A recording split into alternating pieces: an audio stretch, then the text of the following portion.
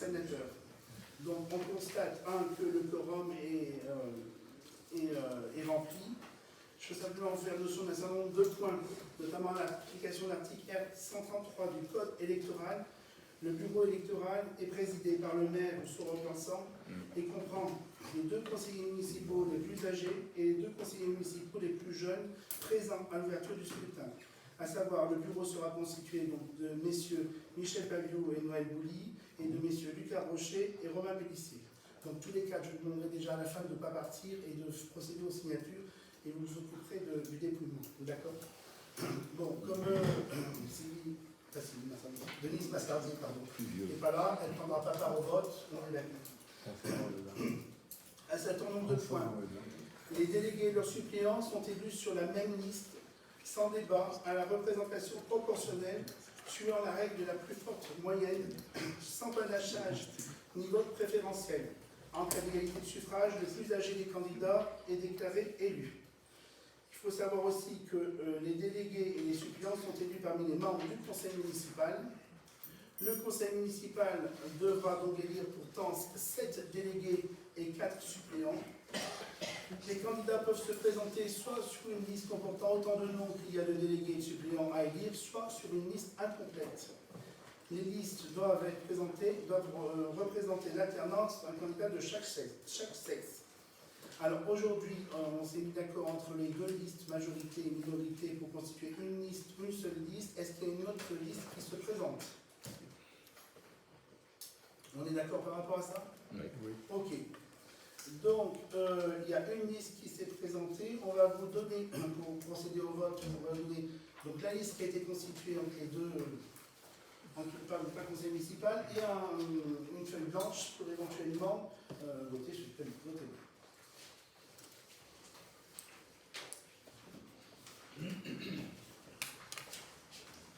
Je vous laisse le temps de prendre aussi connaissance de la liste.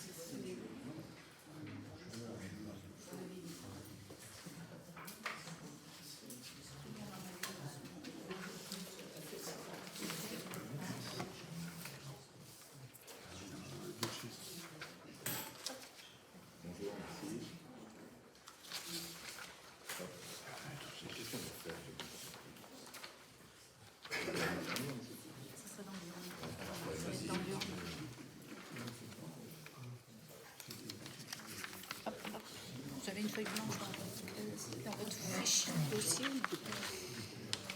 Hop. Vous partagez, je crois qu'il y en a une.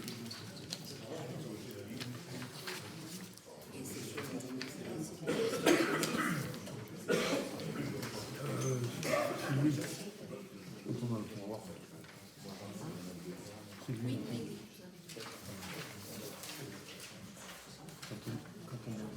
Oui, oui. Vous votez 2 fois. Je vous en donne plus.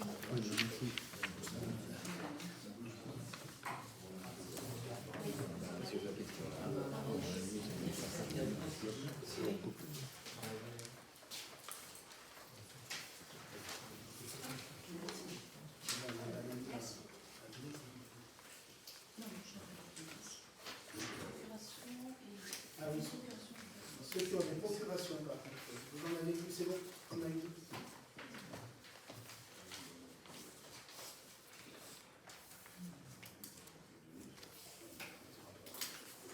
Donc je vais vous appeler et vous allez voter selon l'ordre. Alors David Sacradier, Monsieur Pablo Michel, Madame Fournel Marie-Paul, Monsieur Rousseau Patrice, Monsieur Rousseau Patrice, Madame Digonet Marie-Jo, Je pas ses billets.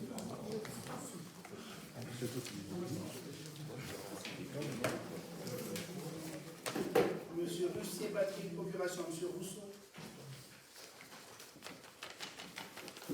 Madame Massardi-Louise prend part au vote. Monsieur Montélimar Henri. Madame Bessé-Martine. Madame André Bénédicte. Monsieur Pellissier Romain. Madame Bachelard Catherine. Monsieur Monnier Franck. Madame Arnaud Laurence. Monsieur Placide Pierre-Marie. Madame Renfron Marie-Pierre.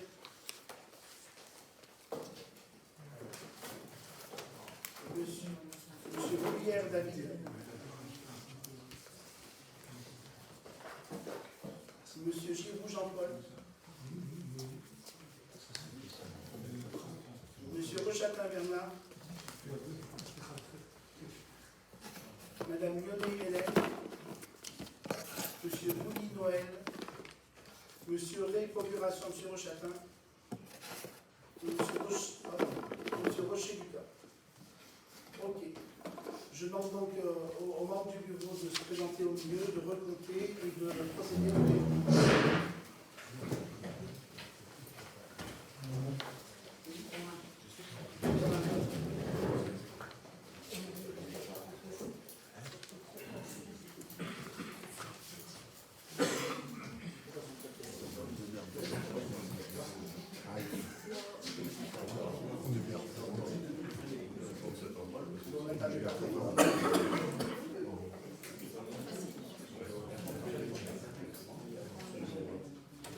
Vous voulez compter bien alors? Oui. 1, 2, 3,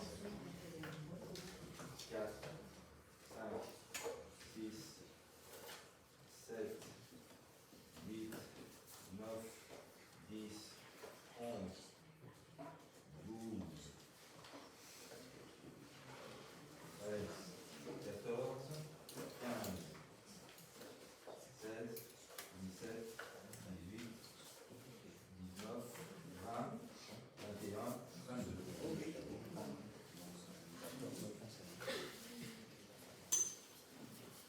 Bon, on ouvre,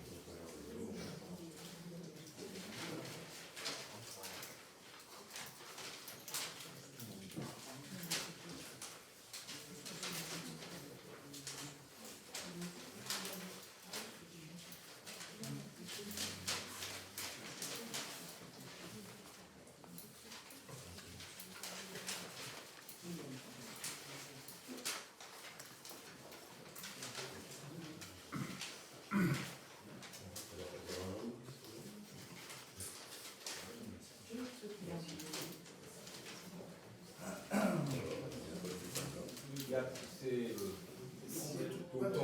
l'unanimité. Allez, 22. Merci.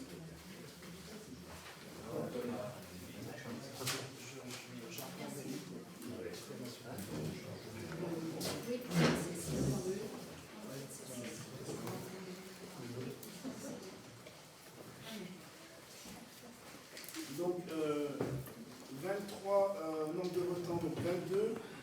Pas de suffrage déclaré nul et exprimé, donc 22. On est d'accord, si? Ok. Et donc, c'est la liste sénatoriale 2023, 22 votes, ce qui fait 7 délégués obtenus et 4 suppléants. Alors, parmi les délégués titulaires, donc en termes de résultats, David Salte-Praguier, Bénédicte André, Jean-Paul Giroux, Denise Massardier, Patrice Rousseau, Hélène Lyonnais, Bernard Rochatin. Et au niveau des suppléants, Catherine Bachelard, Michel Pabiou, Marie-Paul Fournel et Lucas Rocher.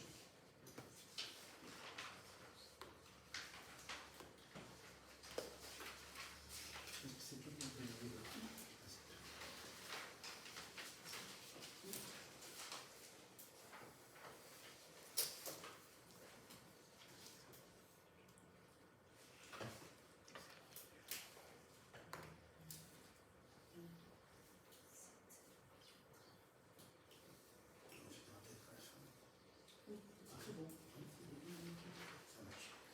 Très bien, merci. Donc nous allons reprendre.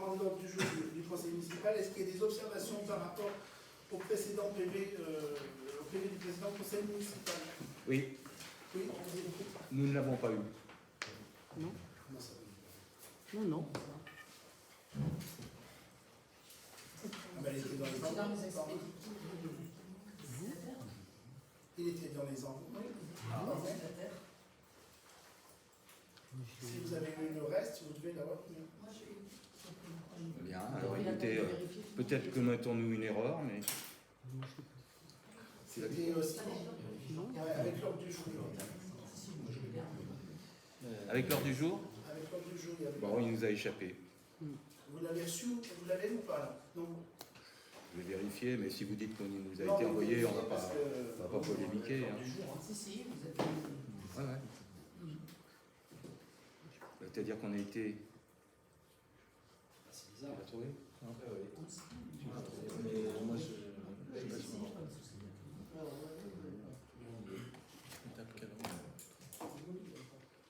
pas comment on fait.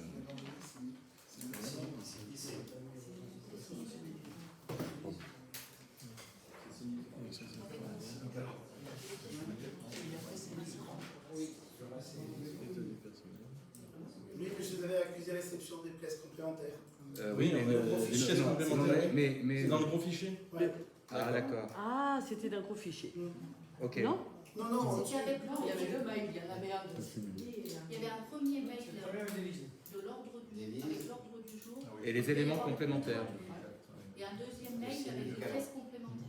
Alors, je m'excuse, mais le premier mail, la convocation principale, c'est Élise Grange. Je l'ai pas moi. Non, mais je dis pas qu'on ne l'a pas envoyé. Je dis que je l'ai pas reçu. Moi non plus. Donc, ça peut être aussi un problème qui vient de notre boîte mail. Ça. Enfin, moi, je sais que j'ai certaines adresses qui ont des soucis. Non, moi j'ai pas ça.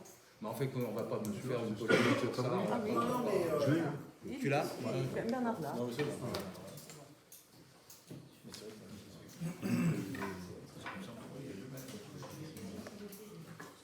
C'est Cindy Calon qui nous l'a envoyé. oui, on s'est dit. Élise Grand. Alors attendez, je vais vérifier. Non, c'est pas mon c'est pas le même mail. Le 2 juin. Le 2 juin, vous avez dit. Attendez, je regarde. Hein. Élise Grange, voilà.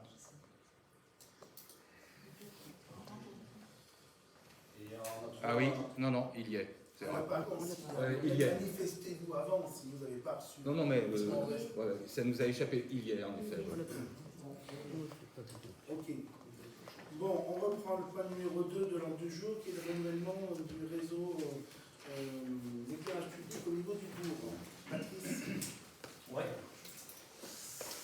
Donc, monsieur le maire expose aux membres du conseil municipal qu'il y a lieu de prévoir des travaux de l'éclairage public pour le renouvellement le bourg. Alors, le projet des travaux a été réalisé en accord avec le syndicat départemental d'énergie de la Haute-Loire, auquel la commune a transféré la compétence éclairage public. Donc, l'estimation des dépenses correspondant aux conditions économiques actuelles s'élève à 184 544 €. Alors, on avait décidé de le faire en 3 phases. On en a déjà fait une. Et on a essayé de regrouper la deuxième et la troisième.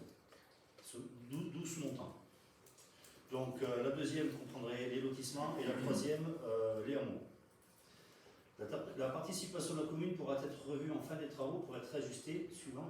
Alors, j'ai oublié un petit peu, excusez-moi. Conformément à ses statuts et aux décisions prises par son comité, le syndicat départemental maître d'ouvrage peut prendre en charge la réalisation de ces travaux en demandant à la commune une participation de 55%. Donc ça va pas changer.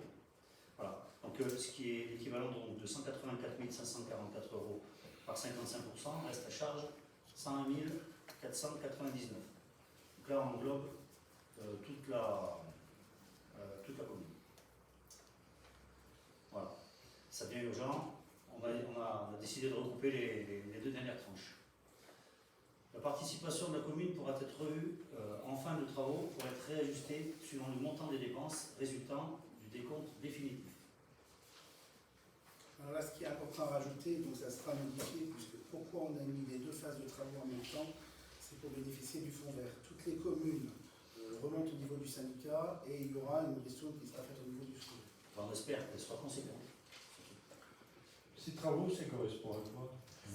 changement de lanterne, donc sur tout ce qui est éclairage public. Voilà. Donc on passe tout en l'air, donc ce qu'on a fait dans le centre-bourg, c'est quasiment fini. Maintenant il nous reste le lotissement de Blanc, les gars, la zone un peu des gars, on a pas mal une partie comme et puis après on va reprendre tous les hameaux. Donc on était sur trois tranches à peu près égales. Donc l'année dernière on essaye de les réunir en espérant qu'on ait du fond vert, parce que je pense que l'année prochaine le fond vert on l'aura plus, donc autant qu'à faire. Si on peut en avoir un peu, autant le prendre pour les deux. Sur la totalité de la commune, ça représente combien de lanternes? 220, 230 sur le centre-bourg. Il y en a à peu près autant donc, sur la phase 2 et sur les hameaux, phase 3, on était à 15 lanternes près, on était à peu près dans le même financement. C'est prévu avec Blanc, les gars, Chalet, j'ai pas mentionné. Et les économies réalisées Alors les économies réalisées, vu qu'on est en cours et qu'on a fait un tiers. sur la consommation. Oui, on a fait à peine un tiers des travaux, c'est compliqué de te rendre compte là actuellement. C'est pour ça que si on réalise ces travaux courant 2023, au début 2024, on pourra commencer déjà à faire des estimatifs, ne serait-ce que mensuels. L'effet de prix a été important là, en termes d'électricité. Donc il faut vraiment attendre que tout soit. Enfin, en termes de puissance, on est sur l'éclairage à 35 watts, alors que dans l'ensemble, sur l'ensemble des lampadaires, on est entre 120 et 150 actuellement. Voilà. Donc économie de kilowatts, donc forcément il y a une grosse plus-value au niveau du tarif du kilowattheure, mais par contre au niveau des kilowatts, je pense qu'on va avoir une baisse conséquente d'ici 2024, en espérant que ça va alléger les factures qui nous plombent. Voilà. Donc il n'y a pas que ça, on a d'autres projets au niveau des bâtiments municipaux. Donc voilà, tout à fait. Donc on espère courant 2023 avoir 95% de l'éclairage bâtiments municipaux et l'éclairage public en LED. Il restera toujours quelques zones délicates à faire, mais bon, ça sera insignifiant. On a un gros souci parce qu'on a un seul prestataire dans la région est du département, c'est Fraisse. Donc avec ce fonds vert, vous êtes bien d'accord que toutes les communes s'y sont mises et qu'il n'y a qu'une seule entreprise qui va réaliser les travaux. Donc voilà. On espère être les premiers. Ok, est-ce qu'il y a d'autres questions? L'autre question, la délibération consiste à approuver l'avant-projet des travaux qui nous a été cités, de confier la réalisation de ces travaux au syndicat d'électrification de la commune est adhérente, de fixer la participation de la commune au financement de ces travaux à hauteur de 101 499,35 € et d'autoriser le maire à verser la participation due dans les caisses du receveur du syndicat d'électrification et d'inscrire cette somme, qu'on a déjà inscrite au budget, pour 101 499 au budget primitif. Est-ce qu'il y a des gens qui sont contre? Est-ce qu'il y a des abstentions? Ok. Point numéro 3, au niveau de l'ordre du jour, la révision allégée du PLU. On va peut-être aller chercher.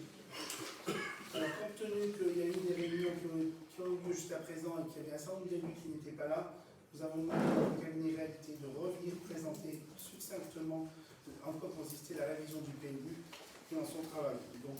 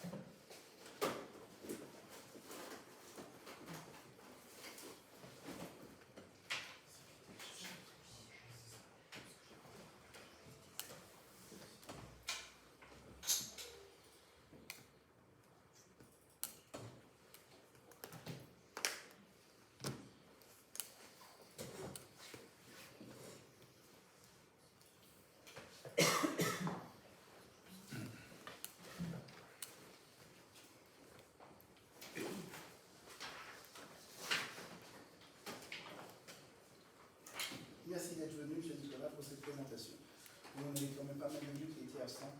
Et j'ai préféré véritablement dans cette délibération qui est importante au niveau du conseil municipal que tout le monde soit éclairé. Voilà. Merci, on vous laisse la parole pour votre présentation. Bonsoir à tous. Donc, je vais vous présenter les grandes lignes de cette procédure donc, de révision allégée du PLU, donc révision allégée numéro 1, parce que c'est la première procédure de révision allégée par rapport au PLU qui a été approuvé donc, le 7 juin 2016. Par rapport à la prescription de cette procédure, donc, il y a eu deux délibérations qui ont été prises en conseil municipal. Une première en novembre 2019 et une seconde en février 2020, qui a été en fait la seconde est une délibération complémentaire parce qu'il y avait des compléments en termes de termes, de sémantique qui valaient mieux compléter. Donc, mais les deux avaient le même objet. L'objectif de cette procédure porte sur un objet unique. En fait, ça c'est le fondement même de la procédure de révision allégée. Qui portait sur donc cette procédure sur le renforcement et l'extension de la zone du FIEU pour répondre aux besoins économiques du territoire local. Donc cette procédure ne porte pas sur le reste du territoire communal, mais exclusivement sur le secteur du FIEU. La particularité de cette procédure est qui est permise par le Code de l'urbanisme, c'est comme les autres procédures, on va dire simplifiées ou allégées, elle peut être conduite si elle ne va pas à l'encontre des orientations du PADD. Donc le PADD, c'est le projet d'aménagement et de développement durable. C'est un document qui était un document central dans tout le PLU et dans le PLU approuvé en 2016. Et au niveau de ce PADD, on avait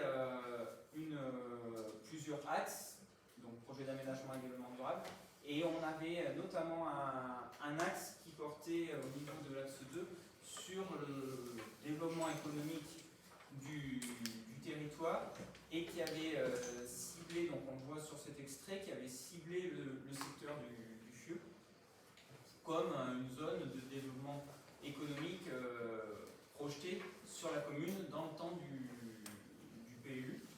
À l'époque, on n'avait pas eu de traduction réglementaire directe. Donc, traduction réglementaire, c'est un zonage, une zone constructible, urbaine ou à urbaniser sur ce secteur-là, puisqu'on était au stade des études et de l'approbation du PLU sur un projet qui n'était pas encore assez défini en termes d'emprise, de contenu, et qui ne permettait pas d'avoir assez d'éléments pour en caractériser les limites précises, mais on avait déjà cette intention qui était affichée, donc c'est pour ça qu'on a une inscription dans le PADD.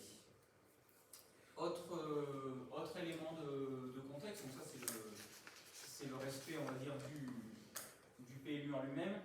Autre point important, outre l'ensemble du cortège réglementaire en matière de code, de loi ou de règlement, on a le respect à une échelle un peu plus locale, donc qui est en gros la partie est-nord-est du département, le respect du SCOT. Donc le SCOT, c'est le schéma de cohérence territoriale du Pays de la Jeune-Loire et ses rivières qui regroupe en fait plusieurs intercommunalités donc, de cette partie-là du département, dont la communauté de communes du Haut-Lignon, et qui affiche comme un plan local d'urbanisme les orientations stratégiques dans plusieurs domaines, dont la partie développement économique. Et dans cette partie-là du document d'objectifs du SCOT, on a des objectifs de création d'emplois en lien avec l'attractivité, le dynamisme territorial. Et ces objectifs de création d'emplois et de développement économique se traduisent aussi par des enveloppes foncières allouées à chaque intercommunalité pour pouvoir se développer soit en confortement des zones existantes, soit en extension. Et sur le territoire donc, du Lignon, on a une enveloppe de 15 hectares qui a été attribuée. Et le développement de la zone du FIEU s'inscrit dans cette enveloppe-là. ça, c'est par rapport au contexte général. Autre élément important sur la commune, on a un site Natura 2000, alors qui n'est pas connecté au FIeux, mais qui est plutôt focalisé sur le Lignon en fait. Et d'un point de vue réglementaire, on regarde aussi les caractéristiques du PLU qui avait été approuvé par le passé. La procédure est soumise à évaluation environnementale, donc évaluation environnementale de la procédure, qui conduit d'une part à avoir un regard par un environnementaliste. Donc moi je représente une bureau réalité, mais il y a le bureau BioInsight qui représente, qui est écologue et qui représente la partie analyse environnementale, donc qui est garant de cette analyse-là. Et si la procédure se soit réarrêtée et que derrière vous allez en phase de consultation des personnes publiques associées, donc les partenaires au niveau de l'État, des chambres consulaires ou autres, on aura une analyse spécifique par la mission régionale de l'autorité environnementale, donc la MRAE, qui va analyser la partie évaluation environnementale et l'évolution du PLU à ce regard-là, et notamment les enjeux environnementaux, que ce soit par rapport à Natura 2000 ou aux autres caractéristiques du site. Donc ça, c'est quelque chose qui est pas systématique sur toutes les procédures, mais qui ici l'était. Par rapport au projet et au site du FIeux, donc on est en continuité du site existant et du ce qu'on appelle le hameau du FIeux. On a une enveloppe ici délimitée en pointillés rouges qui correspondait au territoire d'études initiales, au territoire de projet initial. Et quand, à la lumière des expertises environnementales qui ont été réalisées dans le cadre de cette évaluation environnementale de la procédure, on a eu une réduction projetée du périmètre réel concerné par la révision allégée, du coup du périmètre potentiellement aménageable à terme, qui correspond à une enveloppe d'à peu près 2 hectares sur toute cette frange nord et est, qui correspond en fait à une zone humide. Donc on est sur une mesure d'évitement qui a été actée, qui au départ était dans la partie projet. On a eu aussi en termes d'analyse environnementale et d'éléments analysés, on a eu la présence au niveau de la trame verte. Donc trame verte, c'est la présence des arbres, des haies, tout ce qui concerne la végétation, la mise en avant d'un certain nombre d'arbres qui pouvaient présenter un intérêt environnemental, que ce soit en frange du site ou au milieu du site, donc avec un intérêt à les préserver. Et puis on avait au niveau de la trame 2, donc, qui a été évoquée au niveau des zones humides, mais qui concerne aussi une source implantée sur ce secteur-là, en partie centrale du site, qui est aussi importante de préserver. Autre point qui ne relève pas de l'environnement au sens biologique du terme, mais plutôt au sens environnement historique et archéologique. On avait un tunnel ou une prise qui avait été recensée en partie centrale, et donc avec des investigations archéologiques qui ont été demandées, qui sont en cours d'avancement, avec une caractérisation qui est à l'étude, et dont les résultats devraient être connus dans les semaines. La datation aura lieu à partir de lundi. Voilà. Donc on a cet enjeu-là. Et puis après, en termes d'enjeux autres sur le site, c'est la présence, à la marge en termes d'impact, c'est du périmètre des monuments historiques. En fait, on est vraiment à la marge du rayon d'impact. Et puis la présence d'éléments, on va dire, du site dans lequel le site s'inscrit, notamment la voie ferrée touristique, la présence. Elle est où là sur le plan ? La voie ferrée, elle est en magenta, en violet. elle passe ici en fait, elle part plus haut, la présence, outre de bâtiments économiques, et ben de secteurs d'habitat, que ce soit sur la partie sud, au sud de la route du Mazel, ou en partie nord du site. Donc ça, c'était des éléments de contexte. Par rapport aux évolutions donc, du PLU, on a trois documents qui évoluent, c'est pas toutes les pièces, hein, c'est seulement 3 documents. On a en premier lieu le plan de zonage pour passer d'une zone qui était classée en zone agricole, donc une zone qui est ici transparente, et la zone verte qui était la zone naturelle, pour la passer en zone A8, donc c'est zone d'urbanisation future, donc zone à urbaniser, à vocation d'activité industrielle et artisanale. Le terme AU, en fait, veut simplement dire au niveau du code de l'urbanisme qu'on est en zone à urbaniser, donc c'est un secteur où aujourd'hui on n'a pas d'aménagement existant, mais c'est des aménagements à projeter, donc on a le même principe de nom de zone pour les futures zones d'habitat sur la commune. Et le I renvoie à la notion d'activité industrielle et artisanale. Cette création donc, de zones à urbaniser représente une enveloppe d'à peu près 6,28 hectares. Elle s'inscrit donc au contact de la zone UI et de la zone UC, et par rapport à des ajouts de voiries, en fait, faisant conduire autour, on a une légère évolution de la zone UI et de la zone UC sur à peu près 0,3 hectares, mais qui ne change pas l'urbanisation, mais c'est plutôt une notion d'intégration, en fait, pour éviter d'avoir des enclaves, notamment en zone N au milieu de la zone urbanisée et de la zone U. Et donc ce développement de la zone urbanisée se fait donc via une réduction de la zone naturelle, donc zone N sur 2,29 hectares, et une réduction de la zone A agricole sur 4,34.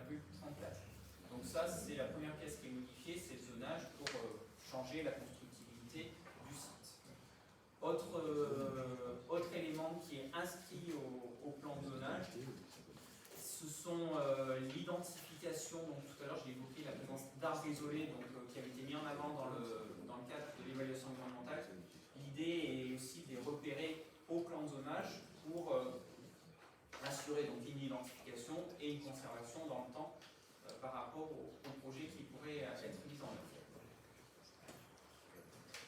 Deuxième pièce, document qui est appelé à évoluer dans le cadre de cette révision allégée au niveau du PLU, c'est la création d'une orientation d'aménagement et de programmation, donc OAP, qui est une pièce que vous avez déjà dans le PLU pour toutes les zones à urbaniser, parce que ça c'est une obligation réglementaire. Et là, comme on vient créer une nouvelle zone à urbaniser, on a une obligation de venir créer cette orientation. Donc cette orientation, en fait, elle se décline en deux parties. Une orientation graphique donc, qui correspond à un schéma d'aménagement qui reprend donc d'une part les contours du zonage, mais qui reprend aussi les éléments qu'on veut fixer, qu'on veut graver dans le PLU en matière de réalisation du projet. Et on retrouve notamment les principes donc, de périmètre, d'organisation spatiale. Donc on retrouve le principe de desserte principale de la zone avec aire de retournement et simplement une connexion secondaire en direction de la route du Mazel. On retrouve aussi la notion d'une hauteur plus limitée des constructions sur la partie sud vis-à-vis de la partie nord pour favoriser l'intégration du bâti au site. On retrouve également les notions de tram bleu, tram verte, pardon, avec les arbres qui correspondaient à ceux qui avaient été identifiés au niveau du zonage. Et on retrouve également un certain nombre de pictogrammes, en tout cas d'éléments indiqués sur le schéma qui viennent imposer et traduire la volonté donc, de la collectivité d'aménager des espaces paysagers, des bandes arborées et plantées en pourtour de zones de façon à travailler la transition transition entre l'espace d'activité et son environnement. On retrouve aussi le principe de gestion des eaux pluviales via un ouvrage de rétention.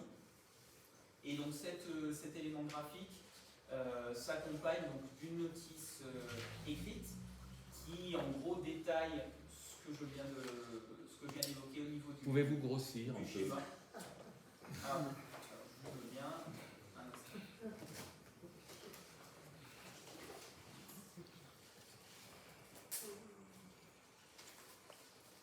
Est-ce que c'est le document qui est proposé en page 61? C'est ce que vous avez. C'est exactement, c'est celui-ci. Alors, j'ai pas la numérotation de votre. Mais c'est le même. C'est ce que vous Monsieur avez, le maire vient de l'approuver, donc c'est très bien. Voilà. Ce qui est juste important de préciser en termes purement réglementaires, en fait, par rapport à la portée du zonage, du règlement et de l'OAP, donc orientation d'aménagement et de programmation, c'est que ça soit sur ce secteur ou tout autre secteur, quand vous déposez un permis d'aménager ou un permis de construire, le service instructeur va regarder le règlement et le zonage de manière à ce qu'on appelle dans un rapport de conformité. C'est-à-dire que s'il y a un trait, d'un côté c'est constructible, de l'autre c'est non constructible, vous ne pouvez pas faire non de la construction de part et d'autre du trait, il y a vraiment cette notion-là. Un recul avec une distance précise doit être respecté, ou une bande de toiture, ou ces éléments-là. On est vraiment sur la conformité. Le principe de l'orientation d'aménagement et de programmation, c'est une orientation. Et dans ce cadre-là, le service instructeur le regarde aussi, ce document-là, mais dans un rapport de compatibilité. Donc je reviens juste à la partie schéma. Par exemple, au niveau de la desserte, on a une desserte qui a été positionnée sur ce secteur-là. Dans le cadre d'un permis d'aménager, parce que c'est ce qui est demandé au niveau de l'orientation d'aménagement et de programmation, c'est d'avoir un projet d'aménagement d'ensemble. Donc en gros c'est un permis d'aménager ou une ZAC, mais on est plutôt sur un permis d'aménager. Par exemple, le tracé de la voirie pourra bouger de 50 cm ou 1 mètre. On est vraiment dans la notion de compatibilité. Par contre, ce qui est important, c'est que le point d'entrée soit sur ce secteur-là, qu'on ait bien une desserte qui se termine avec une aire d'entournement, qu'il y ait bien un axe principal, un axe secondaire. Donc on est vraiment sur ce rapport de compatibilité. Voilà, c'est important de le préciser.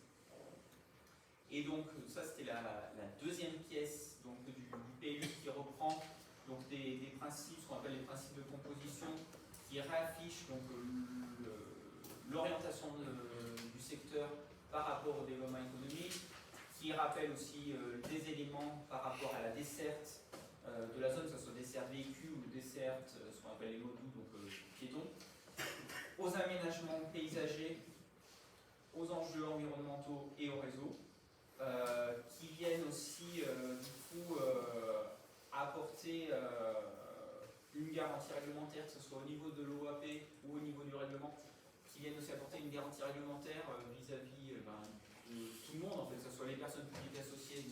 Donc c'est les partenaires qui vont juger la révision allégée du PLU ou la population ou n'importe qui. En gros, on grave dans le marbre un certain nombre de garde-fous réglementaires et d'ambition au niveau du projet, et notamment concernant les enjeux environnementaux, concernant les enjeux paysagers, qui garantissent bien l'objectif affiché de la collectivité d'avoir un traitement paysager de la zone.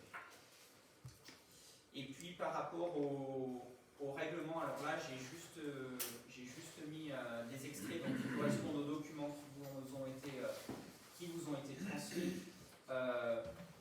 J'ai juste remis les articles qui correspondent à ce qu'on appelle le prospect. Donc en gros c'est les règles d'implantation des constructions, où on rappelle bien que du coup on a des reculs minimum 5 mètres. au niveau de la zone, mais qu'on a aussi des reculs minimums qui sont imposés en limite de zone, notamment pour, là on a une distance par exemple de 10 mètres en limite séparative, où on aura 8 mètres d'aménagement, notamment 8 mètres d'aménagement paysager. Tout à l'heure je parlais de notion de conformité, compatibilité, voilà, donc on a un certain nombre matière de recul, de manière à garantir l'aménagement effectif de ces aménagements. Pardon, ça allait un peu vite.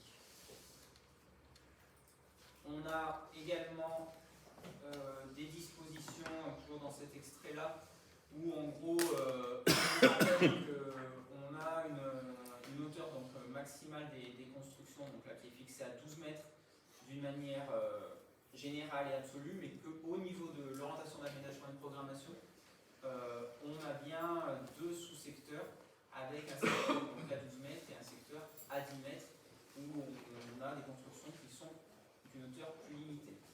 Autre point intégré au règlement sont les dispositions qui réglementent l'aspect extérieur des constructions, donc ça concerne aussi bien la toiture que les façades, que le traitement des clôtures, où en gros sont privilégiées des couleurs assez sourdes, assez neutres dans des teintes de gris, de manière à limiter la perception du bâti. Le traitement des toitures doit aussi être, se faire en cohérence avec ça. On a également une attente sur les clôtures et sur leur coloris aussi, qui peuvent être, si on part sur des couleurs trop claires ou trop brillantes, très visibles dans l'environnement. Donc l'idée c'est de pouvoir encadrer ce point-là.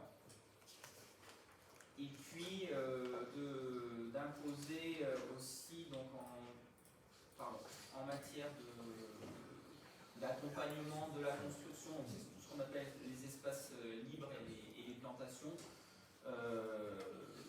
d'imposer notamment une diversité des essences au niveau des bancs plantés, qu'on doit avoir un traitement général du bâti, mais aussi de son site d'accueil. Donc on a ces trois pièces qui sont modifiées dans le cadre de la révision à l'IFE. Est-ce que vous avez des questions par rapport à cette partie réglementaire? Une petite question avant que Bernard nous prenne la parole. Les OAP dont on vient de parler, qui manifestement ont été rajoutées, est-ce qu'elles étaient consultables lorsque le public pouvait faire ses commentaires? Alors, la dernière mouture, telle que vous l'avez ce soir, a été complétée récemment parce que elle résulte justement des réunions qu'on a pu avoir, justement des remarques et contributions qu'on a eues dans le cadre de la concertation. Donc, vous n'avez pas... Ce document n'était pas dans le cadre de la concertation. Alors, il y a 2 mois, vous ne l'aviez pas parce qu'elle n'existait pas, cette version-là. Et donc il a été remis quand? Donc il a été remis, alors je n'ai pas vu la date. On a déjà eu une dernière réunion il y a un mois. Oui, je sais plus. Lundi après la réunion. Donc ça a été, on a eu une réunion il y a 15 jours, peut-être. Donc en fait, la dernière version de cette orientation d'aménagement de programmation résulte d'une évolution des versions précédentes qui étaient déjà consultables et qui en fait ont été modifiées pour prendre en compte justement être complétées sur la partie paysage, sur la partie intégration des constructions pour justement valoriser et mieux prendre en compte l'insertion et l'aménagement dans son ensemble. Si tu permets, Bernard, excuse-moi, je vais d'abord vous faire lecture du projet de délibération et on passera à toutes les questions après. D'accord. Donc la délibération, l'objet, c'est l'arrêt du projet de révision sous forme allégée du plan local d'urbanisme et le bilan de la concertation.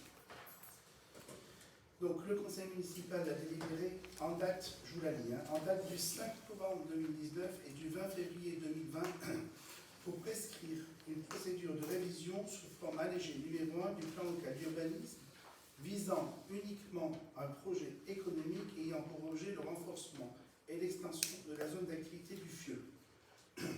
Il s'agit d'apporter une réponse aux besoins de développement des entreprises industrielles et artisanales implantées localement, comme l'entreprise RG43. La révision allégée numéro 1 s'inscrit dans le respect du PADD, du PLU, et en particulier l'orientation suivante. La commune souhaite encourager et soutenir les activités présentes sur le territoire et leurs projets d'extension, ainsi que l'accueil de nouvelles structures économiques, notamment par le développement et l'extension des zones économiques intercommunales. La révision de ce PLU contient, comme a dit M. Nicolas, 3 pièces. Le zonage, le classement du secteur du projet en zone AUI pour 6 hectares 28. Cette évolution du zonage engendre des modifications de superficie uniquement sur le secteur du FIEU et avec les zones UC, UI, L et A. Deuxième point, l'orientation d'aménagement et de programmation. Donc, une OEP a été définie pour la zone AUI. Elle vise à garantir un traitement quantitatif et qualitatif du projet d'aménagement d'un espace d'activité en matière d'architecture, d'intégration paysagère, de respect des enjeux environnementaux. Et troisième point, le règlement. Un règlement est créé pour la zone AUI sur la base du règlement de la zone UI. Il s'agit d'une zone à urbaniser opérationnelle destinée au développement économique à vocation industrielle et artisanale. Des dispositions complémentaires à celles de la zone UI sont introduites concernant l'implantation des constructions et leur aspect extérieur de manière à garantir la pleine intégration des aménagements et des constructions dans l'environnement du site du FIEU. On rappelle que la commune de Tence est concernée par le site Natura 2000, et notamment la haute vallée du Lignon. L'étude d'évaluation environnementale qui a été réalisée et intégrée au PLU a donc été complétée en vue de ce projet. Cette étude fera l'objet d'un avis spécifique de l'autorité environnementale. La prochaine étape sera ainsi la présentation du projet en réunion d'examen conjoint avec les personnes publiques associées et la consultation de certains organismes avant de pouvoir lancer l'enquête publique. Je rappelle les modalités de concertation qui avaient été définies dans les délibérations de 2019 et par le conseil municipal. Le conseil municipal en 2019 avait prévu la mise à disposition d'un dossier de concertation tout au long des études, l'information dans le bulletin municipal, la mise à disposition de documents sur la procédure et les objectifs de cette révision allégée sur le site internet de la commune et la mise à disposition du public en mairie aux jours et heures d'ouverture habituelle d'un registre de concertation sur lequel peuvent être consignées les observations, remarques sur le projet de la révision allégée jusqu'à l'arrêt de la révision allégée en conseil municipal. Ces modalités de concertation ont bien été réalisées avec 1. Le registre de concertation en mairie depuis le début des études en février 2020, accompagné d'un document explicatif sur la procédure de révision allégée, la concertation et le projet. On note que de nombreuses remarques ont été inscrites de manière manuscrite et une qui a été accompagnée d'un courrier. Ce courrier sera joint à la délibération. Parmi les remarques, on a pour 38 remarques, dans 38 remarques font part d'une opposition au projet et en particulier concernant l'orientation industrielle. Elles mettent notamment en évidence l'impact sur le cadre de vie, notamment concernant le bruit, les flux de véhicules, la qualité de l'air, l'image de la commune.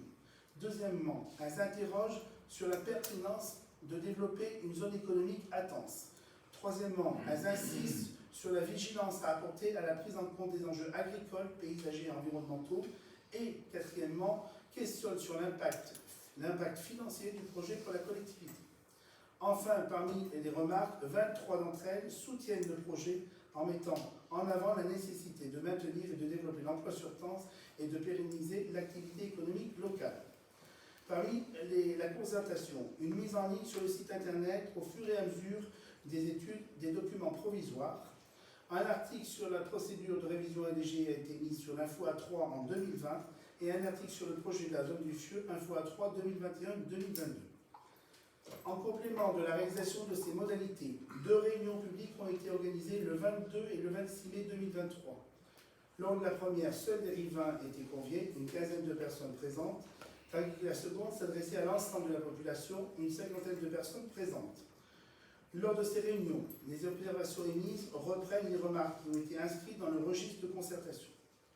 Toutes les modalités de concertation prévues initialement ont donc été réalisées et ont même été étoffées. Au regard des remarques émises, le projet de révision LG est maintenu. Toutefois, les modifications ont été apportées lors de la phase d'étude. Réduction du périmètre pour prendre en compte les enjeux environnementaux, mise en place de dispositions réglementaires complémentaires pour garantir la pleine intégration des aménagements et des constructions dans l'environnement du site du FIEU. Le projet de révision sous format allégé du plan local d'urbanisme avec l'intitulé des diverses pièces le composant, à savoir le rapport de présentation intégrant l'étude et l'évaluation environnementale, donc ça c'est ce qui va être transmis, l'extrait de zone, l'extrait du règlement et l'orientation d'aménagement et de programmation, et les autres pièces du PLU restent donc inchangées. Il faut tenir compte qu'aujourd'hui, j'invite donc le conseil municipal à tirer le bilan de la concertation et arrêter le projet de révision sous forme allégée tel que présenté. La délibération consistera en 5 éléments. 1. Tirer le bilan de la concertation. Toutes les modalités de concertation prévues initialement ont été réalisées et ont été complétées par 2 réunions publiques. De nombreuses observations ont été émises pour et à l'encontre du projet, conduisant à son évolution. Deuxièmement, arrêter le projet de révision sous format allégé tel que présenté. Troisièmement, l'objectif est de préciser que le projet de révision sous format allégé du PLU est prêt à être transmis aux personnes publiques associées en vue de la réalisation d'une réunion d'examen conjoint. Quatrièmement, précise que le projet de PLU arrêté est prêt à être transmis pour avis à la Commission départementale de la préservation des espèces agricoles, naturelles et forestières. Cinquièmement, précise que le projet va faire l'objet d'une demande d'avis auprès de l'autorité environnementale sur l'évaluation environnementale. Ensuite, le projet pourra être soumis à enquête publique et là, il y aura une deuxième consultation qui interviendra avec un commissaire enquêteur et les gens pourront de nouveau venir s'exprimer. Il faut savoir qu'à la présente délibération, non seulement on va joindre la lettre de réclamation qui a été faite dans le registre, mais on va transmettre la copie du registre, l'intégralité de la copie du registre. Conformément à l'article 153.11 du Code de l'urbanisme, la présente délibération sera notifiée à M. le Préfet, à M. le Président du Conseil régional, à Mme la Présidente du Conseil départemental, au Président de la communauté de communes de l'Union, au Président de la Chambre de commerce et d'industrie, de la Chambre des métiers et de la Chambre d'agriculture, au Président du syndicat mixte du pays de la Genevoise et Sévillère, en charge du schéma de cohérence territoriale.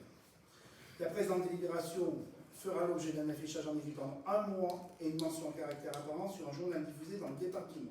Cet avis sera également publié au recueil des actes administratifs. On est bien dans une délibération aujourd'hui où on est encore dans un projet, voilà, et ça va nous permettre d'aller consulter notamment l'autorité environnementale qui est indépendante, voilà, et toutes les personnes publiques associées, et après, on verra en fonction des avis qu'on nous émet. Une fois que ces personnes associées seront consultées, on va retourner dans une enquête publique où l'ensemble de la population pourra s'exprimer. On est dans la première étape simplement. Voilà, c'est ce que je voulais rajouter. Je te donne la parole à Concernant le vote du PLU, vous nous demandez de voter pour une décision qui est très importante, qui va toucher tous les temps soirs et qui engage leur avenir. On est bien d'accord pendant pas mal de décennies. C'est pour la bonne raison que nous allons examiner le dossier qu'on a déjà, page par page. Parce qu'on ne peut pas voter. Nous, déjà, le peu qu'on a lu, il y a des trucs qui ne vont pas du tout.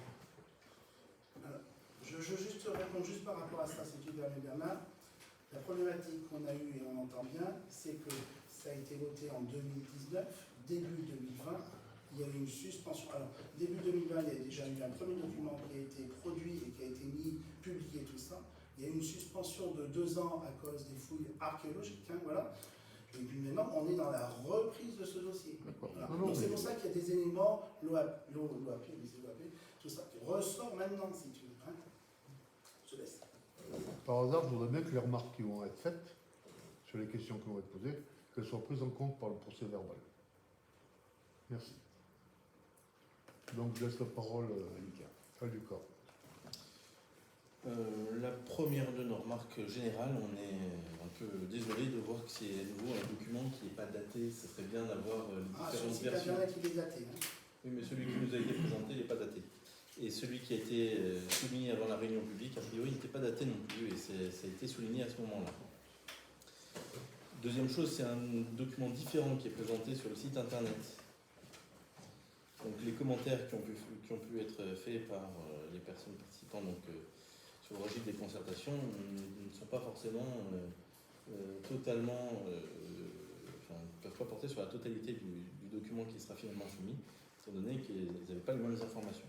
Et puis enfin, un dernier point qui est quand même assez important, la procédure de révision allégée que vous nous avez présentée en tout début, M. Nicolas, on s'interroge sur la pertinence, parce que vous nous dites que ça porte sur un seul objet, et au regard du projet de délibération que vous venez de nous lire, Monsieur le maire, et on vous en remercie, il semblerait quand même qu'il y ait deux objets. Vous nous avez dit donc c'était le point 1, si je ne dis pas de bêtises, qui était retenu pour la révision allégée du plan local d'urbanisme. Alors, attendez que je retrouve les... Tu fais quelle page? La page 6. 6, voilà. Donc la révision a uniquement pour objet de réduire... Alors, il y a plusieurs cas, hein. Il y a quatre cas qui doivent être uniques. La révision a uniquement pour objet de réduire un espace boisé classé une zone agricole ou une zone naturelle et forestière. Deuxième cas, une révision partielle peut être envisagée si la révision a uniquement pour objet de réduire une protection édictée en raison des risques. Troisième cas, la révision a uniquement pour objet de créer des orientations d'aménagement et de programmation valant création d'une zone d'aménagement concertée. Et quatrième cas, la révision est de nature à induire de graves risques de nuisance. Aujourd'hui, la révision a objet effectivement pour réduire les surfaces classées en zone agricole et zone naturelle. Mais monsieur le maire, vous nous dites que c'est notamment pour l'agrandissement du RG43. On pourrait donc en déduire que la révision est de nature également à induire de graves risques de nuisance, étant donné que RG43 est quand même une ICPE. Donc a priori, c'est qu'il existe quelques nuisances qui peuvent être liées à l'exercice de cette activité. Donc a priori, une révision totale du PLU serait peut-être pertinente. Alors ensuite, je ne suis pas spécialiste du droit de l'urbanisme, mais ça m'interroge beaucoup. Voulez-vous une réponse tout de suite? Non, pas spécifiquement. Si vous voulez nous répondre absolument. Je peux vous répondre, c'est pas tout de suite. Oui, non, mais. En fait, les 4 points que vous mentionnez, donc ça c'est le code de l'urbanisme, et en fait c'est si les modifications qu'on veut apporter au PLU, ou la modification relève d'un de ces points, et pas d'un autre qui relèverait d'une... parce qu'on a les mêmes types de champs pour les autres procédures, donc modification avec enquête, modification simplifiée. En fait, c'est s'il relève d'un de ces 4 alinéas, on relève d'une révision allégée, en fait. Mais c'est pas quand on dit tout à l'heure un objet, ça ne veut pas dire qu'on relève que d'une ligne. En fait, c'est si on relève au moins d'une de ces lignes, on part en révision allégée. Il y a probablement un risque juridique sur ce sujet. En page 7, on nous dit qu'on est en conformité avec le SCOT et le PADD. Nous avons repris la délibération du conseil municipal en date du 10 juillet 2017 et qui concerne le FIE 1 et le FIE 2 et qui fait lui-même référence au SCOT. Le SCOT prévoit la création du FIE 1 pour l'installation de la société Centrafil et le FIE 2 est uniquement ce sujet pour l'installation de la société Bonnefoy et l'éventuel agrandissement de la société Centrafil. Donc nous pensons que là aussi on peut avoir une instabilité juridique pour la bonne et simple raison que ça ne paraît pas être conforme au SCOT. Le SCOT ne prévoit que l'extension de ces deux zones. En page 8, vous disiez donc des directives européennes et plus spécifiquement, on nous indique ci-après, donc attention, les annexes à fournir en vertu des articles, l'article 5, paragraphe 1, sous réserve des paragraphes 2 et 3 du dit article sont les suivantes. Les caractéristiques environnementales des zones susceptibles d'être touchées de manière notable. Donc il y avait effectivement une zone humide qui était recensée au titre du SAGE, donc ça elle a été clairement identifiée, elle est clairement préservée, ça on va revenir là-dessus, enfin en tout cas l'urbanisation ne portera pas sur cette zone. Par contre, on n'a pas trouvé d'études pédologiques qui a priori était prescrite par le cabinet BioInsight pour bien définir donc, l'étendue des zones humides. Donc ça serait peut-être un point à ajouter avant de voter donc l'arrêt de la concertation. La zone humide, la délimitation d'une zone humide se fait justement par des études pédologiques et nous avons noté qu'une délibération permettait au cabinet BioInsight, je crois, de faire cette étude pour un montant de 650 €, si je ne dis pas de sottises. Elle n'a pas été effectuée. Or, le seul moyen de déterminer exactement une zone humide, c'est cette étude pédologique. Pour ceux qui ne le savent pas, ce sont des forages qui nous permettent de savoir s'il y a de l'eau ou s'il n'y a pas d'eau. C'est pas ce que, enfin, après, je laisse libre par rapport à ça. Moi, ce que j'ai lu évidemment par rapport à ça, c'est que l'étude, la détermination de la zone humide se fait déjà par une arrivée sur le terrain, une visite sur le terrain et une étude florifère. Oui, et mais... Attendez, je finis Pardon, simplement. excusez-moi. Et l'étude florifère précise notamment que, à la page 46, que quand vous avez un certain nombre d'espèces qui sont bien déterminées, qui sont présentes que sur des zones humides. Page 46, il y a 19 espèces, c'est précisé, qui ont été retrouvées, et donc pour eux, la zone humide ne fait absolument pas de doute, c'est une zone humide.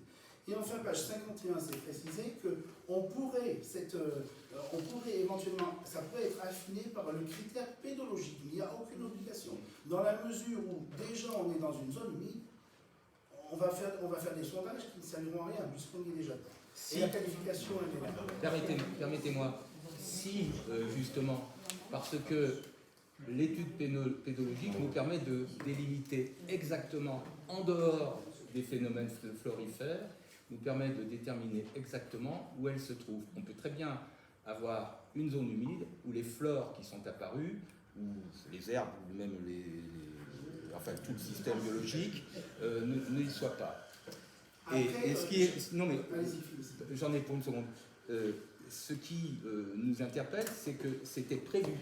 L'étude pédologique était peu prévue, et puisque le montant de celle-ci, donc 650 €, c'est pas grand-chose pour être certain que nous avons bien déterminé la zone humide. Je suis d'accord avec vous, monsieur Bouli, mais on a des professionnels qui font des études environnementales, qui viennent sur le terrain, ils ont quand même l'habitude de travailler. Si le professionnel dit, pour moi, il n'y a pas besoin d'aller vers une étude pédologique, et au-delà de l'aspect prix, hein, on n'a pas besoin d'aller sur une étude pédologique parce que pour moi, elle est déjà qualifiée de zone humide et elle est déjà, on va dire, localisée. On fait confiance au professionnel. Il y a un engagement sur sa responsabilité aussi. Hein. C'est le cabinet BioInsight qui a préconisé l'étude pédologique. Mais après...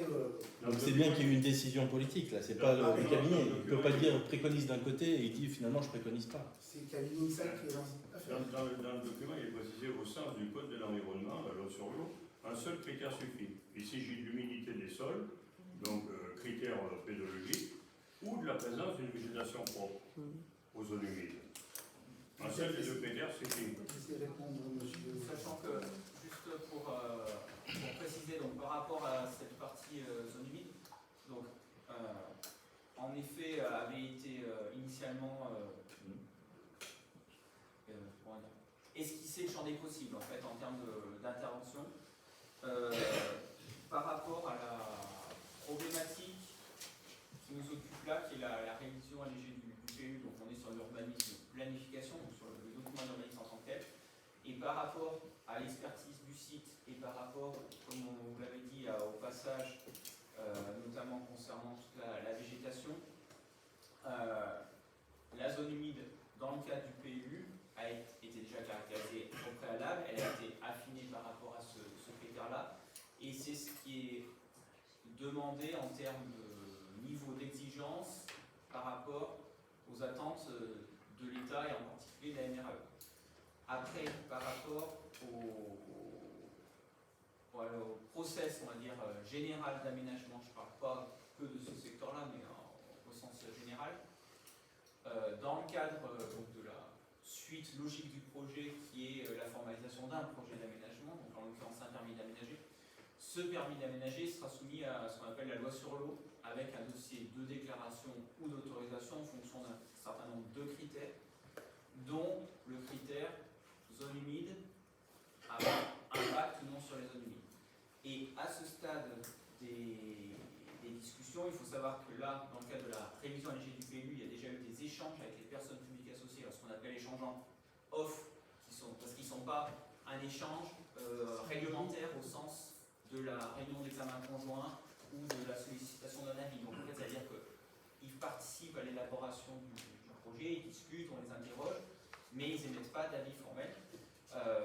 Dans le cadre donc, de la procédure de permis d'aménager et donc du dossier loi sur l'eau, le porteur de projet et l'équipe qui montera le permis d'aménager devra échanger avec ce qu'on appelle la police de l'eau, donc qui est l'organe de la service de l'État, DDT, donc Direction départementale des territoires, et qui, en fonction du projet qui sera présenté et discuté, pourra demander une expertise complémentaire au stade du projet en fonction d'un aménagement précis calé vraiment au sens du projet, qui pourra dire on a eu des investigations, on a des inventaires, ils nous suffisent, ou on demande d'aller plus loin dans la reconnaissance.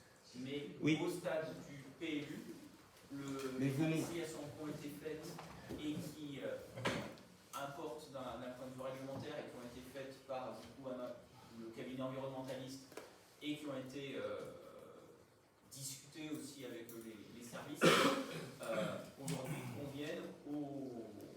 Nous ne doutons pas de ce que vous dites, mais on nous demande de voter. Et on ne peut pas voter sur des échanges en off.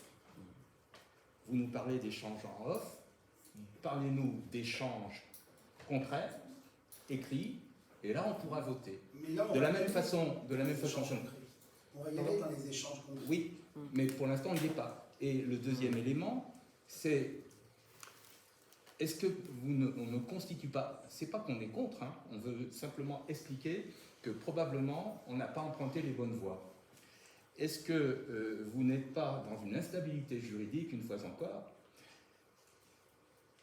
lorsque nous arriverons sur le permis d'aménager, voire sur le permis de construire, de ne pas avoir fait cette étude qui va nous coûter 650 balles, peut-être remettre en cause tout. Est-ce que ce n'est pas le moment de la faire? Je ne dis pas que nous sommes contre ce projet, nous disons qu'il nous paraît que toutes les précautions n'ont pas été prises, voilà, pour 650 €.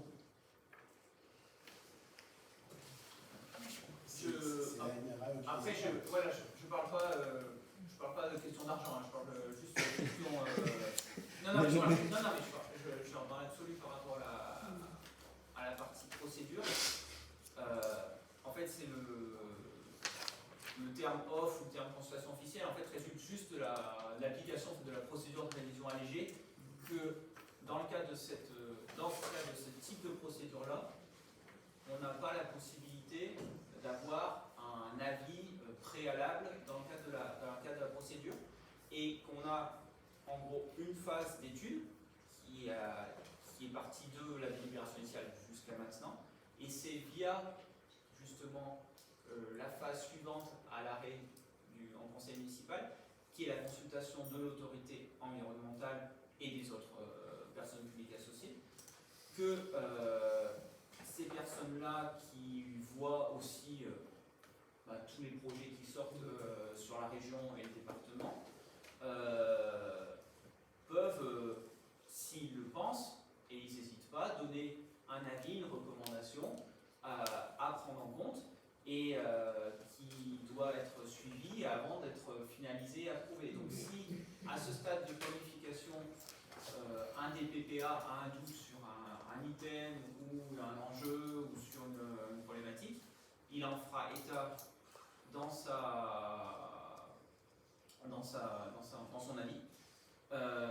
Et le projet de révision allégée devra le prendre en compte pour pouvoir être approuvé, parce qu'à la fin, vous parliez de si juridique, il y a quand même le préfet qui donne Oui, son contrôle mais de si légalité. si nous résumons ce que vous dites, nos avis n'ont aucun intérêt.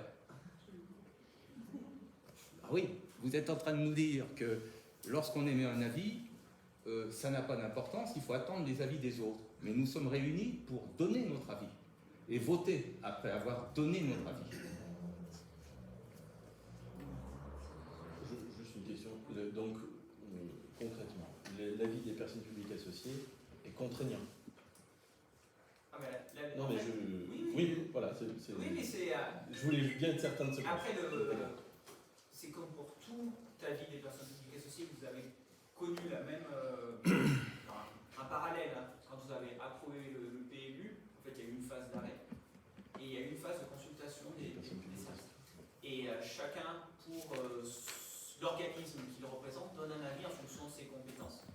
Et en fonction des avis représentés, on peut avoir une convergence d'avis, ou alors on peut avoir des avis qui s'opposent, parce que tout le monde n'a pas les mêmes points de vue entre les différents organismes.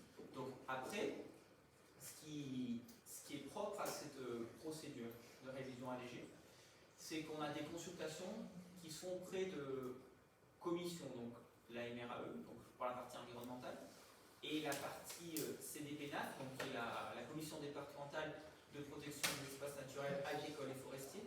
Donc c'est des commissions en fait, c'est pas une personne morale en tant que telle, c'est vraiment une commission. Donc elle, on est obligé de leur transmettre le dossier, ils étudient ça, ils nous font un retour par avis. Et les autres personnes publiques associées, on leur transmet également le dossier.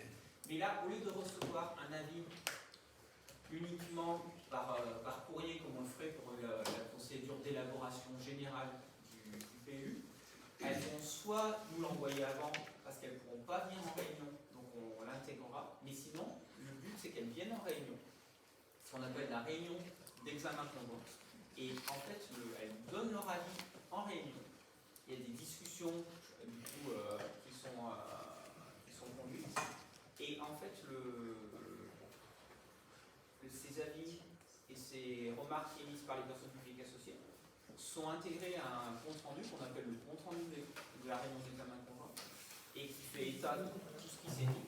Et ce compte rendu vaut avis des personnes publiques associées et est intégré au dossier d'enquête publique.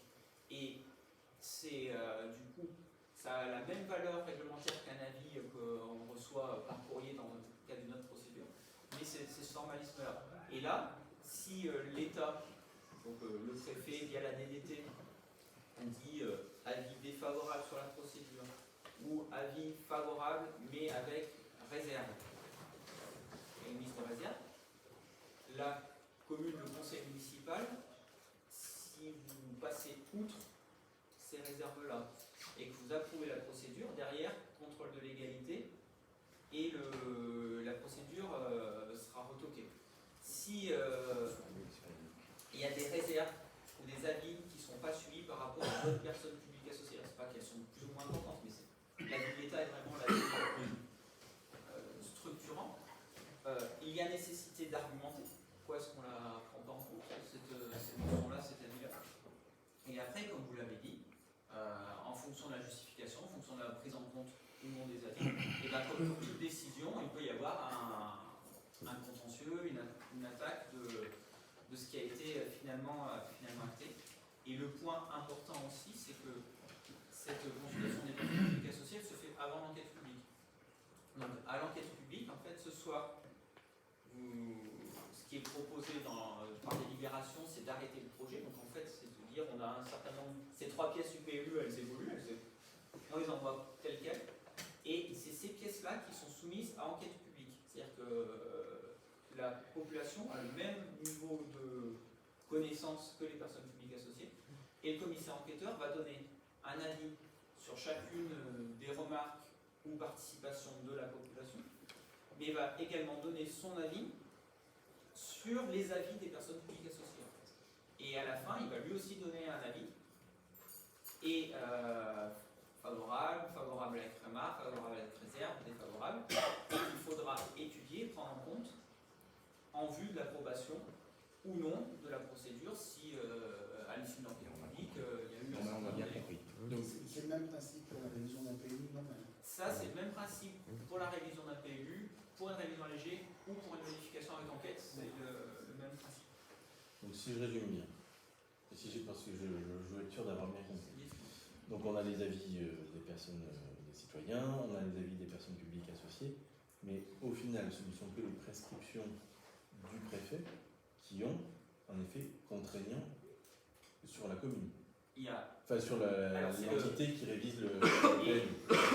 Et alors, du préfet, mais aussi de la CDPNAF qui est présidée par le préfet, de la MRAE qui est indépendante, elle n'est pas sous l'autorité du préfet, mais c'est un organisme indépendant. Et puis après, vous avez tous les autres avis des PPA qui comptent, mais l'avis de l'État est vraiment celui qui est important. Et puis il y a l'avis du commissaire enquêteur aussi. Et notre avis, il compte ou pas? Et votre avis. Ah, c'est ce que je voulais entendre. Alors, votre avis compte, parce que, en fait. Parce qu'autrement, je ne vois pas l'intérêt de voter. Si, parce que là, en fait, là, on se projette sur la suite, en fait. Ah oui, d'accord, mais votons. Mais en fait, si vous dites, nous, on vote pas, en gros, on vote contre. Et ben, en gros, votre avis fait qu'on ne va pas à la suite. Voilà. En fait, c'est. Et c'est ce que nous voulions entendre dire. Voilà, c'est ça en fait. Et après, donc du coup, en tant qu'élu et citoyen, hein, vous avez la possibilité donc, de voter ce soir. Vous avez la possibilité, comme l'ensemble de la population, de participer à l'enquête publique. Et vous avez encore la possibilité d'avoir un vote en tant qu'élu lors de l'approbation au conseil municipal. Donc il y a 2 fois où le conseil municipal est sollicité, lors de la phase d'arrêt, lors de la phase d'approbation, et après en tant que personne habitant ou non de la commune, en tant que public au sens large, vous pouvez participer à l'enquête publique et venir rencontrer ou échanger à distance avec le commissaire enquêteur. Je m'excuse, je reviens sur un point qu'on a un peu déjà traité, mais vous avez matérialisé donc, sur l'OAP un point qui appelait la source. Oui. Oui. Oui. Elle est intégrée ou pas dans une zone humide? Non, c'est juste un point qui est identifié comme étant une source et qui n'est pas forcément considéré comme une zone humide. C'est vraiment juste un point spécifique qui est indiqué sur le. C'est la source et ses abords en fait. Et ses abords sont considérés comme une partie prenante. On appelle ça la source, mais. Oui, je comprends bien que c'est une appellation pour plus de praticité dans le. Oui, voilà. Je comprends tout à fait. Mais je reviens sur l'étude pédologique. Certes, c'est en priorité l'étude floristique, etc., qui prévaut. Mais on précise que c'est dans le devis donc, du cabinet BioInsight. Parfois, seuls les sondages à la tarière permettent de faire la différence entre zone humide et terrain neutre. Et si je ne dis pas de bêtises, les zones humides telles qu'elles seront soumises donc aux personnes publiques associées, etc., donc à la procédure qui suit l'approbation ou enfin plutôt l'arrêt de la concertation ou le refus de cet arrêt, c'est les zones qui sont aujourd'hui reconnues, enfin qui ont été intégrées dans le PLU parce que c'était l'ancien SAGE. Aujourd'hui, les conditions de définition d'une zone humide sont a priori plus précises, c'est-à-dire qu'on peut retenir des zones humides de moins d'1 hectare. Ne serait-il pas pertinent de faire une étude pédologique autour de ces sources pour vérifier qu'il ne s'agit pas d'un chapelet éventuellement, et donc être certain de notre coup pour cette partie-là du terrain objet de la révision du plan local d'urbanisme. Alors ça, c'est pas pour vous, c'est Nicolas, c'est qui fonctionnaire. Et on pourrait ajouter que l'étude, et vous l'avez dit, a commencé en 2020, je crois, c'est bien cela. Nous sommes aujourd'hui en 2023, les textes ont évolué. Donc ne faut-il pas refaire cette étude compte tenu de la prescription des nouveaux textes?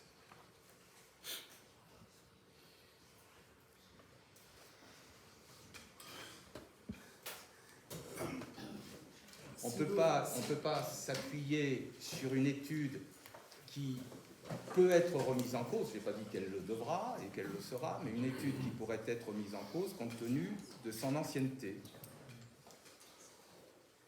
Moi je m'appuie, moi je ne suis pas intervenu sur le cabinet Bioinsight. On s'en doute. Je veux dire, chacun son travail, chacun son expérience, chacun sa responsabilité.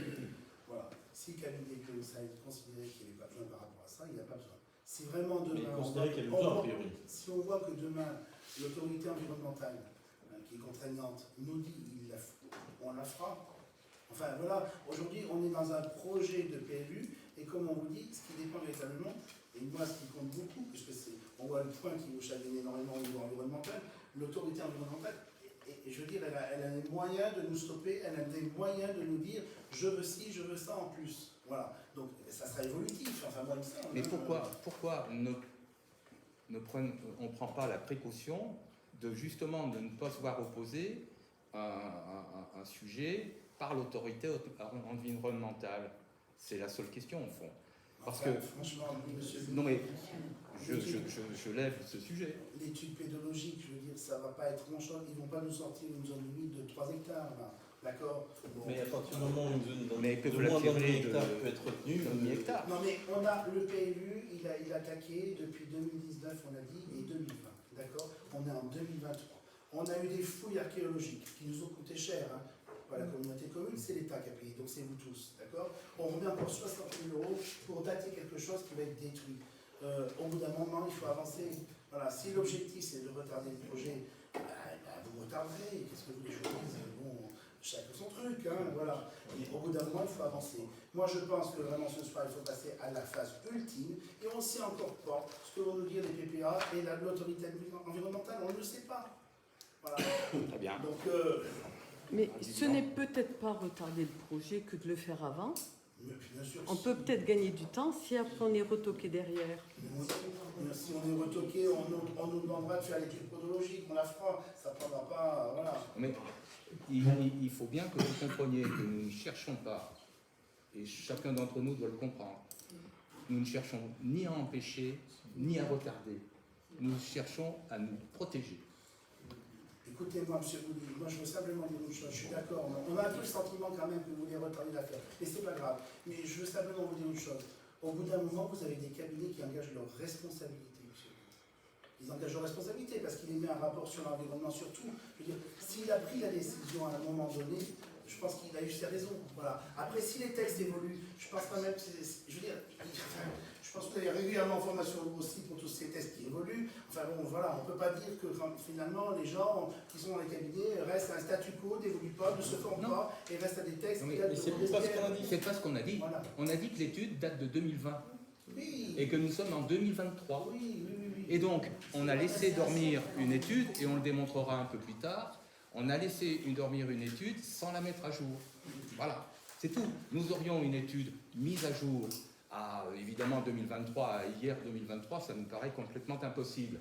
Mais au minimum, courant 2022, on pourrait dire que c'est satisfaisant. Et ça n'est pas, j'insiste bien, nous n'avons pas du tout l'intention ni de bloquer, ni de ralentir. Nous voulons que les choses soient claires.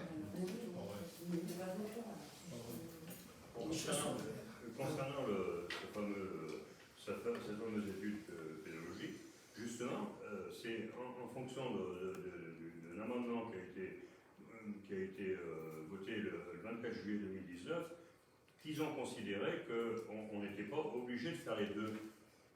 C'est la constatation de la végétation et l'étude pédologique, et qui précise qu'un seul des deux critères suffit. Donc c'est pas si vieux que ça, effectivement, mais ça a été modifié plutôt dans le sens de simplification. Finalement, aujourd'hui, on peut se poser la question si vraiment cette étude est nécessaire ou pas. Mais en 2019, il y a 4 ans maintenant. Mais je ne conteste pas ce que tu dis. Tu as raison, c'est écrit. Je veux simplement rajouter quelque chose, monsieur. Ça fait 2 ans, voilà. La zone humide, elle est toujours là. On la voit, hein. On va sur le terrain, les 2 hectares, on la voit, la zone humide. Là, on ne peut pas se tromper. Voilà. C'est quand même énorme d'avoir arrêté 2 hectares, mis 2 hectares de côté. C'est bien, voilà. C'est bien. 2 hectares de côté, hein, quand même. Voilà. Je pense qu'à mon avis, Ça serait pas... Non, il n'y a pas d'heureusement, je ne sais pas qu'est-ce qu'elle dit heureusement. Ça serait peut-être pas fait comme ça, parce que les phénomènes de compensation, eh bien, on aurait peut-être compensé à certains endroits. Et peut-être que la décision, elle n'aurait pas été prise comme ça. Donc c'est quand même bien... Ça, c'est pas impossible ce que vous dites. C'est Je dois quand vous même donner bien du temps ainsi sur ce en point. disant... je suis arrivé à la tête de la communauté de communes, la première chose que j'ai fait par rapport à ça, j'ai dit, on laisse tomber les 2 hectares zone humide. On l'isole complètement. Voilà. En stand-by. Voilà. Donc, alors vous ne pouvez pas dire qu'on ne prend pas Ah non, mais on le dit pas. Je suis le premier à aimer ça. On fait des investissements, on va dire, au niveau cadre de vie environnementaux pour que ça soit le plus intégré possible. Voilà. C'est tout. Bien.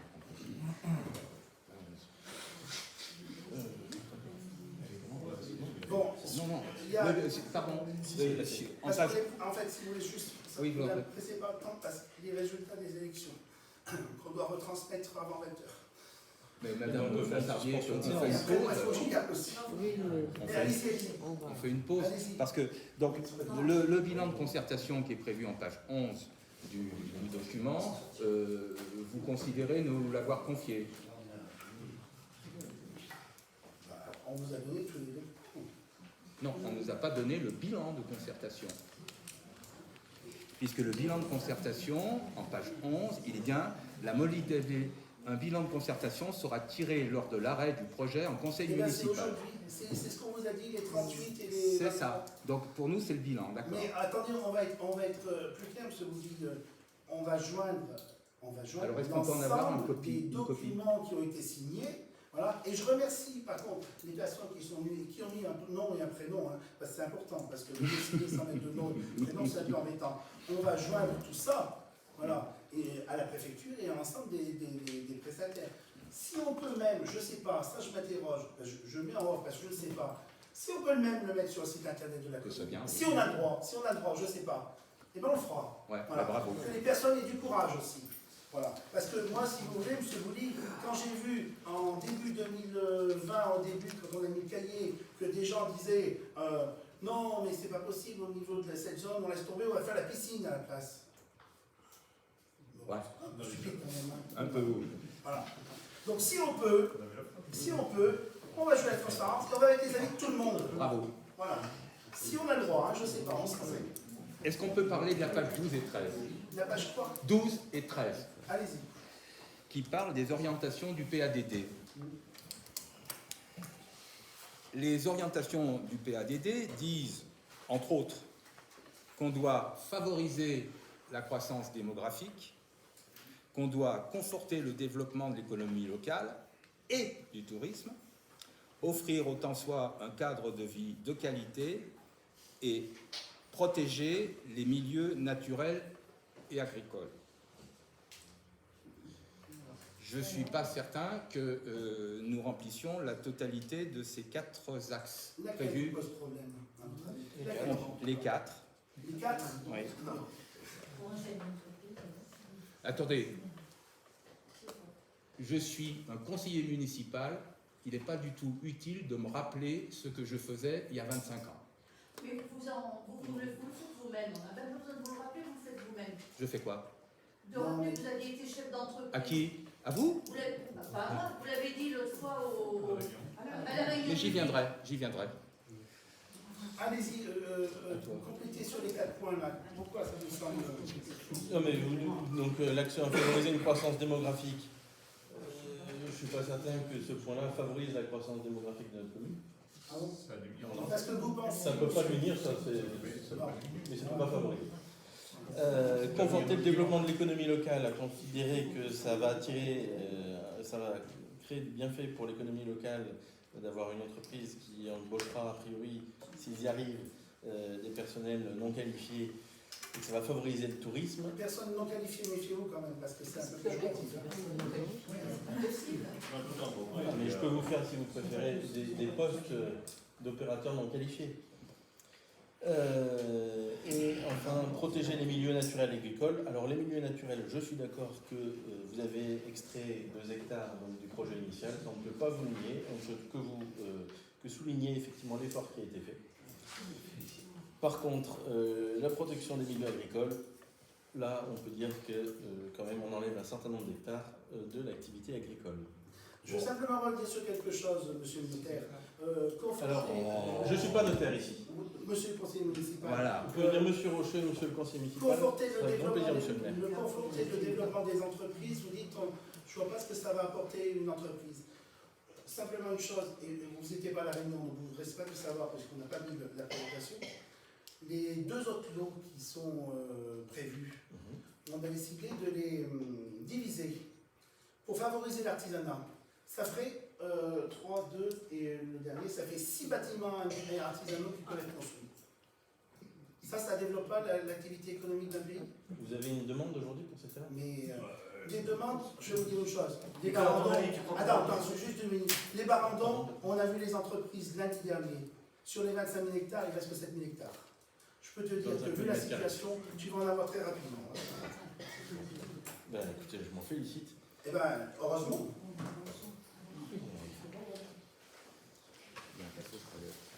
Bon, allez, s'il y a plus de questions... Non, il y en a encore. Ah ben, c'est bon, Mais c'est pas stérile, on a des questions. On a des offres de nous avons le droit de poser nos questions. Oui, c'est le droit. En page 19, on parle du Stradec. Je croyais que vous n'aviez pas lu le document, que M. Rochatin disait qu'il nous faut du temps pour lire le document. Pour le lire ensemble, parce qu'on l'a lu. Tout le monde l'a lu. Mais est-ce que tout le monde l'a lu? Là. Donc on parle du Stradec. Non mais ce qui est important, le Stradec. Donc on fait référence au Stradec. Il est en cours de modification, le dit Stradec, depuis 2022. Le Stradec, c'est le schéma régional d'aménagement et de développement durable et d'égalité des territoires. Il est donc en cours de modification depuis 2022 dans le but d'éviter l'artificialisation des sols. J'y suis parvenu au mot. Il doit être approuvé le 22 février 2024. Est-ce qu'il ne faut pas attendre le Stradec? Non, c'est ça? C'est-à-dire que, est-ce que, justement, je ne dis pas qu'il faut attendre le Stradec, mais, Monsieur Pradier, quand je vous écoute, vous nous dites dépêchez-vous de voter pour qu'on ne nous empêche pas de faire ce que nous voulons faire. C'est ça ou pas? Noël, en fait, ce qu'on a pas à comprendre, c'est que tu ne veux pas voter. C'est pas pareil. Si, je veux voter. Je ne suis pas sûr. Je suis pas sûr qu'à la sortie, à la fin de la discussion, tu te lèves pour voter. Allez, ça suffit. On n'a pas terminé. On n'a pas terminé. Non, on n'a pas terminé. Non, on n'a pas terminé. Je suis désolé, monsieur Bouli, je vous rappelle simplement que la police du Conseil, c'est le nerf. Après, c'est tout. Donc, nous passons au vote. Quelles sont les personnes qui sont contre? Non. C'est un débat stérile, de toute manière. Vous allez nous passer toutes les pages. C'est complètement stérile. Écoutez, voulez-vous que je vous pose une dernière page, alors, dans ce cas? Allez, la dernière question. Le deal. On parle aujourd'hui... Page combien? J'y viens, attendez, page 55. Page 55. On nous parle de RG Group. D'ailleurs, on se trompe, c'est pas RG Group, c'est pas RG43, c'est RG Group. On nous dit qu'on va construire sur ce document, le document que nous avons remis à la population, que nous allons construire 14 000 m² d'entrepôt. 14 000. Non, c'est 3 000. Hein. Ah oui, mais le document sur lequel vous nous demandez de voter, il indique 14 000. J'ai mieux. Le même document nous parle des emplois de... Comment elle s'appelle l'entreprise Cochon, c'est ça? Non. De l'entreprise Faugier. Oui. Ouais, on nous parle de 8 emplois. Ces emplois n'existent plus depuis 2 ans ou 3 ans. Donc ce document... c'est pas un bon document, ce document n'a même pas été relu, ce document est ancien, et donc c'est pour la raison pour laquelle nous vous disons, il faut que ce document, le document qui nous est remis et sur lequel nous devons voter, soit à jour. C'est pas que nous voulons pas voter, c'est qu'il n'est pas... Pardon? Ça date de 2019. Eh ben voilà. Eh ben mettez-le à jour. Là, je suis désolé, vous avez fait un sale travail. Non. Ça vous est dit. Non. Ce soir. Ce document, monsieur le maire, excusez-moi de le dire, mais ce document, vous ne l'avez même pas relu. Ah bon? Ah oui, parce que vous n'auriez pas laissé passer ça. Vous pensez que je vous aurais laissé passer ça, monsieur Bouli? Vous n'auriez pas laissé passer. Voilà. Allez, on va se voir, c'était la dernière question. Non. Ah mais, Non. Le conseil municipal est un lieu d'expression. La police du conseil. Oui, mais il n'y a pas de bazar. Donc, on passe au vote. Nous échangeons. Est-ce qu'il y a des gens qui sont contre? Non. Non. Nous demandons à finir de nous exprimer. Non. Simplement. Alors ça signifie que vous ne voulez pas nous vous aurez exprimer. toute l'enquête publique pour vous Non. exprimer. Et ça va vous ravir. Non. Monsieur, Vous inquiétez pas. arrêtez Monsieur le maire, la loi vous oblige de nous écouter, vous nous écouterez donc. Non, la loi vous oblige d'écouter quand c'est pas stérile. Mais quand c'est stérile comme ça, je suis Ça, désolé. c'est une interprétation. N'oubliez jamais, madame Nonnet, vous devez savoir par votre mari. C'est une que la police du interprétation. conseil, c'est le maire. Mais Bon, et c'est le maire qui décide quand on passe au vote ou pas. Il n'y Donc, a- si vous ne voulez pas voter, vous partez, madame. Il n'y a pas de bazar. Arrêtez de menacer. Voilà. Nous Il n'y a pas de menaçons bazar. personne, cessez de menacer. Nous sommes là. Un conseil municipal est un lieu d'expression. Oui. Voilà. Donc moi je maintiens, nous passons au vote. Non. Alors, non. Si. Alors, Ah ben si. nous, Ben si. On passe au vote. Quelles sont les personnes qui sont dans un contre? premier temps, nous demandons un Quelles sont les vote à personnes bulletin secret. Ah, alors Déjà on va demander qui veut voter par bulletin secret. Voilà. On Voilà. va demander Selon la D'autres à tout le personnes ont monde. demandé des votes à bulletin secret pour des sujets bien moins tendus que celui-ci. Selon la règle, Oui. le vote à bulletin secret Oui. est autorisé quand C'est il le y a un tiers. tiers des membres présents On le qui sait. le demandent. Qui veut un vote par Monsieur bulletin Pradier, secret? permettez-moi Oui. de vous dire que lorsqu'il a été question de céder le camping de Tence, vous avez demandé le vote à bulletin secret. Mais Et il vous a été accordé. Mais, allez, Il vous a été qui était accordé. maire jusqu'à présent? Moi, je vous rappelle la loi. Le vote à bulletin secret, c'est un tiers des personnes Oui. présentes. Qui veut un vote à bulletin secret, qui Mais a le droit? Quelle est la gêne de ne pas l'avoir? Mais vous êtes 4 à demander. Non, je suis on est 5 déjà. 5. Non, c'est présent. Et c'est présent. Pardon. C'est Donc, présent. il n'y aura pas de vote à bulletin secret, c'est un vote à bulletin manœuvre. Nous considérons que vous nous empêchez de voter en toute connaissance de cause. Mais Je c'est ça. note que Mais ce notez, document, mais allez à la vous ne préfecture. l'avez même pas lu. Non. Pardon. Arrête. Bah, pourquoi avez-vous laissé passer ces fautes-là? Marqué sur le PV. Voilà. Pourquoi ne nous laissez pas s'exprimer jusqu'à la fin? Je ne comprends pas. C'est lamentable, on va passer toutes les pages. Voilà. Allez, qui est C'est à contre? votre libre interprétation de dire que c'est lamentable. Qui s'abstient? Qui s'abstient? Personne. Qui est contre? Personne. Donc 5 contre. Donc 5. 5. Ah, attends. Oui, mais 5. 6. Attends, j'ai pas entendu. Une abstention, on remet et 5 contre. Allez. On continue. Ah, mais La mise à jour des emplois communaux. Donc,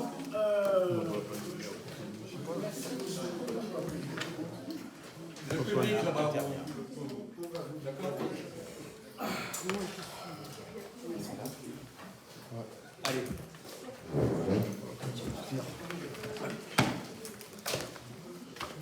Voulez-vous noter que nous quittons la salle? non, mais on va noter. Voulez-vous le noter? Oui, mais on note, moins 10. 8h moins 10, l'opposition quitte la salle.